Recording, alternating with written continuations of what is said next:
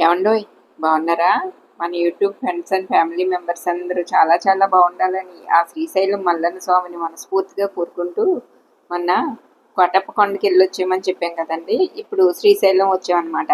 ఈ రాత్రికి అక్కడ రెస్ట్ తీసుకున్నామండి అని కూడా చెప్పాను కదా. అదే ఈ సత్రం అండి. పేరుకి సత్రం అయినా కానీ చూడడానికి మాత్రం ప్యాలెస్ లాగా ఉందండి బాబు. మీకు కూడా చూపిస్తాను రండి. మా అందరికీ కలిసి 2 రూములు తీసుకున్నామండి ఇందులోను. ఆ రూమ్లో ఉండటానికి అక్కడే భోజనానికి కలిపి 2 రూములకి కలిపి 2600 అండి. అంటే ఒక్కో రూమ్కి 1300 అనమాట. ఏసీ ఉందండి.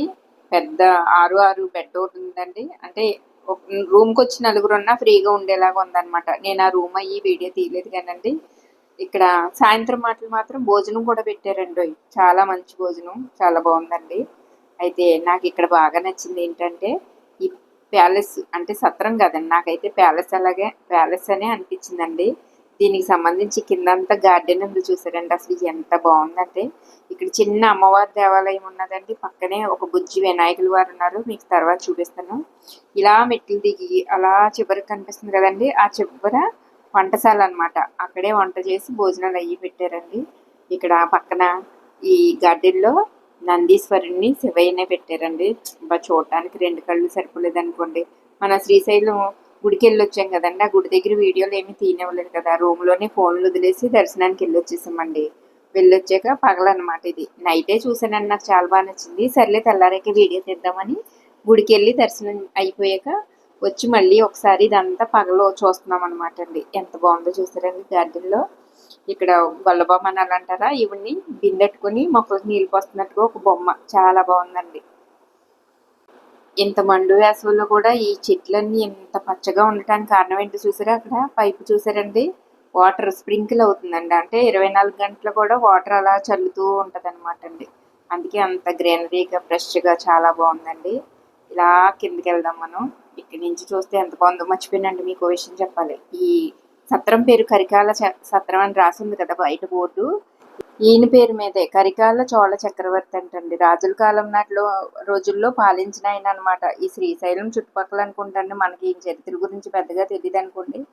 కాకపోతే పాత సినిమాల్లో ఎక్కడో కొంచెం ఈ చోళులు వాళ్ళు అన్న పేర్లు మాత్రం విన్నట్టు బాగా గుర్తండి.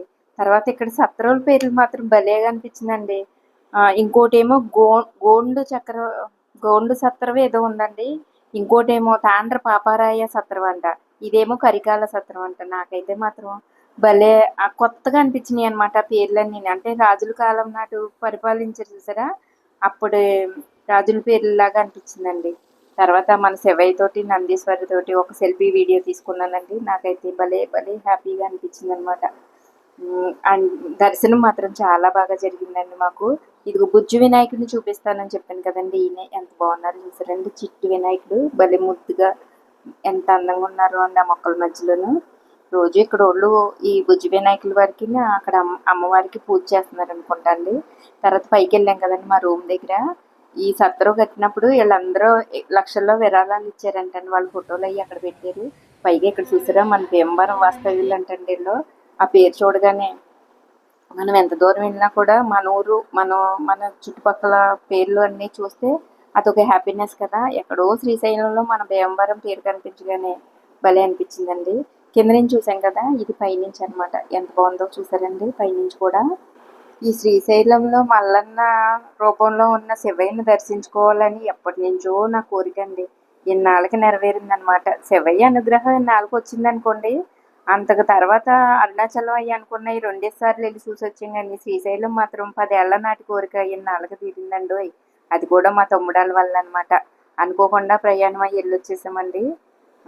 మా తమ్ముడి దయ వల్ల ఇవన్నీ చూసానండి. ఎందుకంటే మనకి ఏం తెలియదు కదా.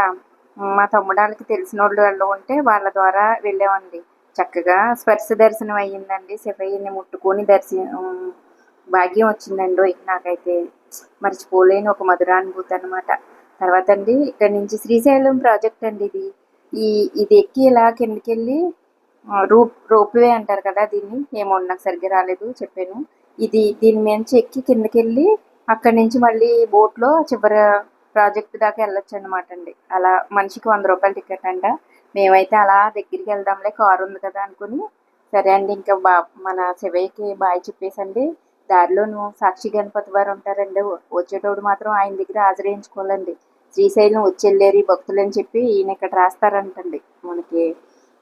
గణపతి వారు చెప్తారంట శివయ్యకి. అది ఒక నమ్మకం అనమాట. అందుకని వచ్చే దారిలో గణపయ్యని కూడా దర్శనం చేసుకొని మళ్ళీ బయలుదేరామండి.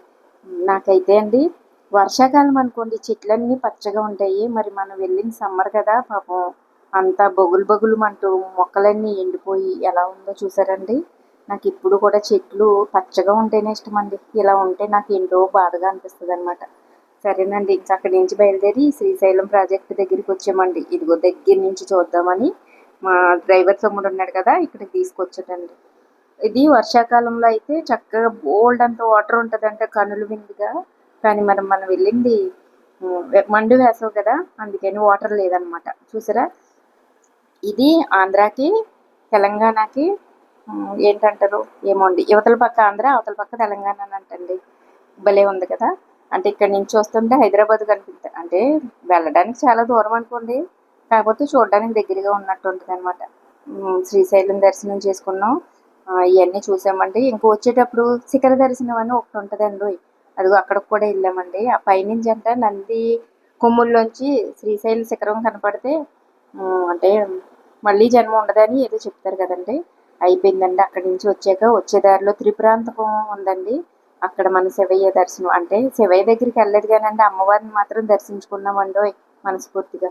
త్రిపురాంతకంలో త్రిపుర సుందరి దేవిని, బాలా త్రిపుర సుందరి దేవిని దర్శించుకుని ఇంకా శివాలయము ఎక్కడో కొండ మీద ఉందండి. నడిచి మెట్లు ఎక్కలేక భయపడి శివయ్యని చూడకుండానే వచ్చేసామండి. త్రిపురాంతకేశ్వరుని చూడలేదు.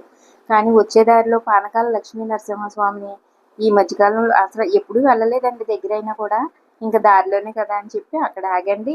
మన నరసింహస్వామికి పానకం పోసుకొని ఆయనకి దండం పెట్టుకొని తిరుగు ప్రయాణం అయిపోయి వచ్చేదారిలో అంటే ఇంక లోపలికి వెళ్ళి ఫోటోలు తీయటానికి లేదు కదండి, అందుకని దారిలోనే వీడియో తీసుకుంటూ వచ్చేసి విజయవాడలో మన దుర్గమ్మను కూడా దర్శించుకొని మంచి మధురానుభూతితో తిరిగి వచ్చేసామండి. ఇదండి బాబు మా శ్రీశైలి యాత్ర. ఈ వీడియో కనుక మీకు నచ్చితే ఒక లైక్ ఇచ్చి ఏమనిపిస్తుందో కామెంట్ మాత్రం పెట్టడం అస్సలు మర్చిపోకండి. ఉంటానండి. కొత్త వాళ్ళు అయితే సబ్స్క్రైబ్ చేసుకోండి.